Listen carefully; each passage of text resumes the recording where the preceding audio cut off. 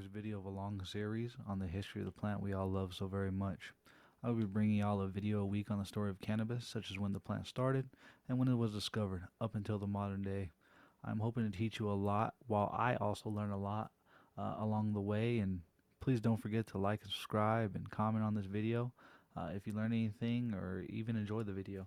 And don't forget to leave me some feedback, because I'm new to all this YouTube stuff and I would really like the help. But all that aside, YouTube, let's get into this plant that we love so much and see how it was discovered in the ancient times of China.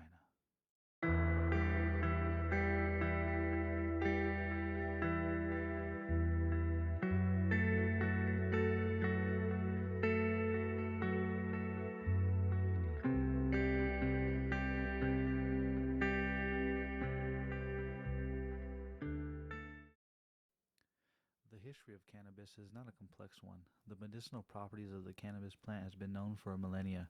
As far back as 2800 BC, cannabis was used to treat a vast array of health problems, was listed in Emperor Shen Nung's Pharmacopoeia. Cannabis has a long, colorful, and deep history.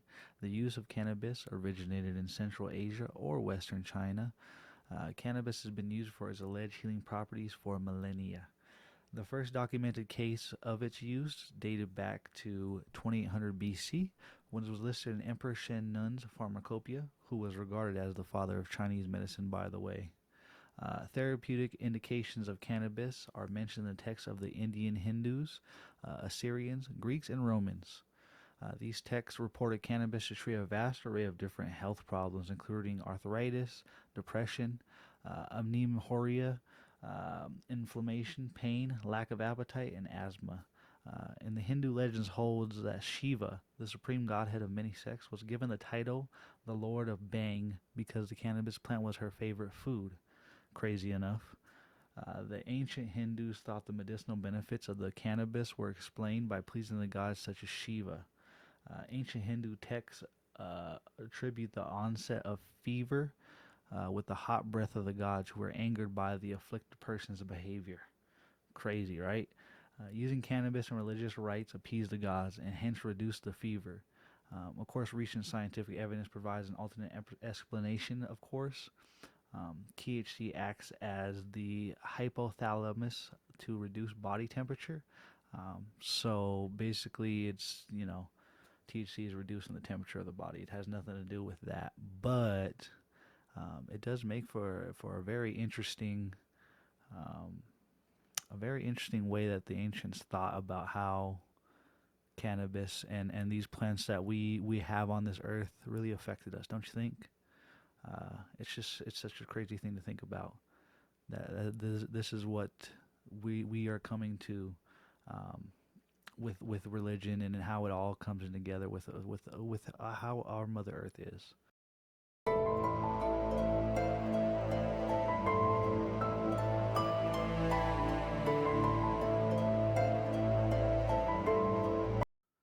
This guy right here, this guy is Emperor Shang Nong, and he is some of the earliest written references to cannabis. He is said to have lived around 2700 BC and is considered the father of Chinese medicine. Legend says that he sampled 365 herbs, including cannabis, to test their effects as a way of teaching people to be self sufficient. He is also said to have died from eating a plant that made his intestines rupture before he could find an antidote, which is a crazy way to go out. But I mean, if you're eating 365 herbs, I guess that you're bound to have something like that happen. Sheng Nong, which means divine farmer, is credited with creating Chinese agriculture by inventing the ox yoke, the plow, the axe, as well as irrigation and the storage of seeds. He is also said to have discovered tea, which he named cha, after leaves from a tree blew into a pot of boiling water, producing a pleasant smell. Drinking it gave him a warm feeling that also felt as though spirits were exploring his body, so he chose the character cha, which means to examine or investigate. So next time you have some tea, remember, there might be some spirits have been there. Anyway, there's no physical evidence of Shang Nung's existence, and whether he was an actual person is a matter of debate. As the legend also says, he was conceived when his mother inhaled the vapor of a dragon, and he was born with a transparent stomach, allowing him to see the effects of eating herbs.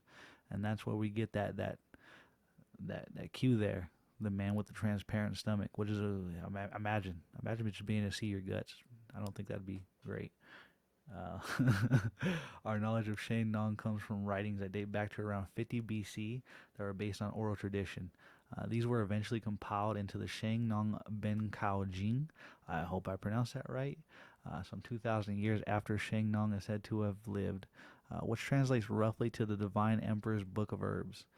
It says seeds from the cannabis plant, which was called Ma or Dama, are good for gaining weight and improving blood flow and energy.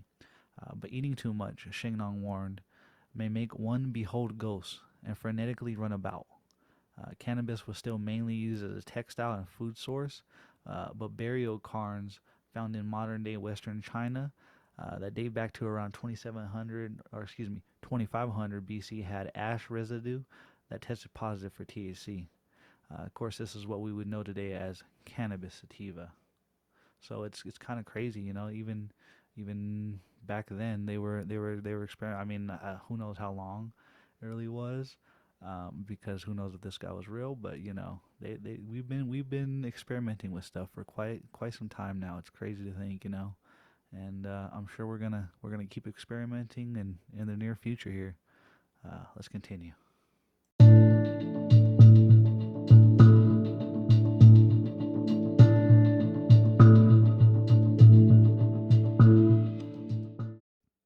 So this place right here, this is the Drzanko Cemetery, okay? And people have been smoking pot to get high for at least 2,500 years here.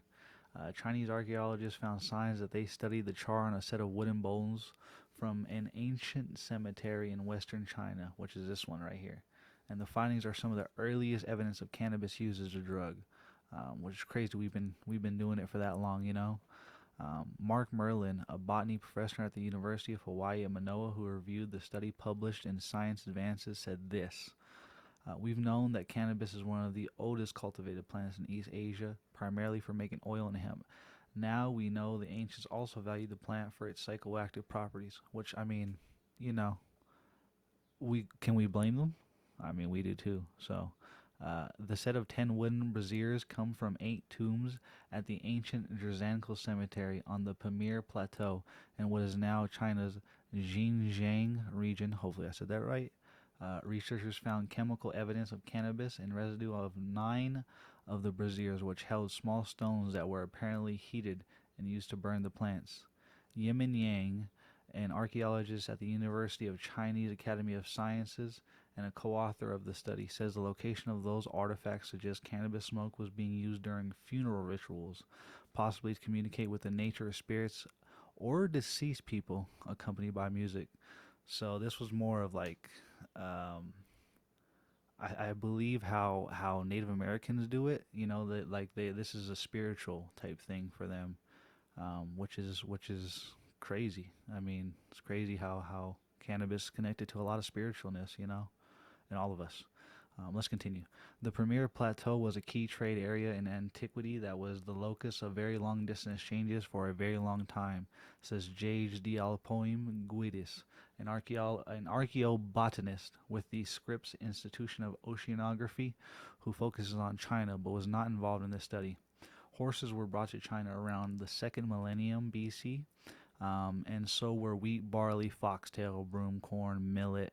It all moved west. And that research team's finding shows cannabis may have been one of the things that moved along the routes early on. Researchers aren't sure where the ancient stoners, sourced their cannabis. Um, Unfortunately, wild plants tend to have low levels of THC. We all know this. The main psychoactive compound in cannabis, of course. Uh, this raises questions about whether there was a wild, population with higher THC levels in the wild, in the grasslands that humans somehow discover and specifically targeted, or whether some process has led to the increased production of these chemicals in the plants. Co-author Robert Spengler of the Max Planck Institute for the Science of Human History suggests the cemetery's high mountain environment, which more solar radiation and colder temperatures could influence certain cannabis plants to produce more THC, which could, all that factors. Food and fiber-producing strains of cannabis are among the oldest cultivating plants in East Asia, but the strains that cause drug effects are different. The researchers say their findings show the use of cannabis as a drug likely originated somewhere else on the high plains of Central Asia. Now that is some crazy stuff right there. Let me tell you. So yeah, they were they. I mean, we've been eating it and using it for rope and a variety of other things for a lot longer, but these boys were up over here chiefing up for their dead homies, you know what I'm saying? Light it up, you know? Like, I can't even blame them, you feel me? Like, it's crazy. Uh, yeah, yeah, crazy stuff. So that right there is going to wrap it up for this video, YouTube. I hope y'all really enjoyed my first video on this introduction into the history of cannabis. You know what I'm saying? I plan on doing this for, a while, giving y'all a week-to-week basis on what's going on with the cannabis and how we got to where we are, you know. Anywho, I appreciate y'all. I hope y'all have a wonderful day, noon, evening, night, morning, whatever it might be. And I wish y'all the best, gromies. You know what I'm saying? Y'all have a wonderful day. Peace.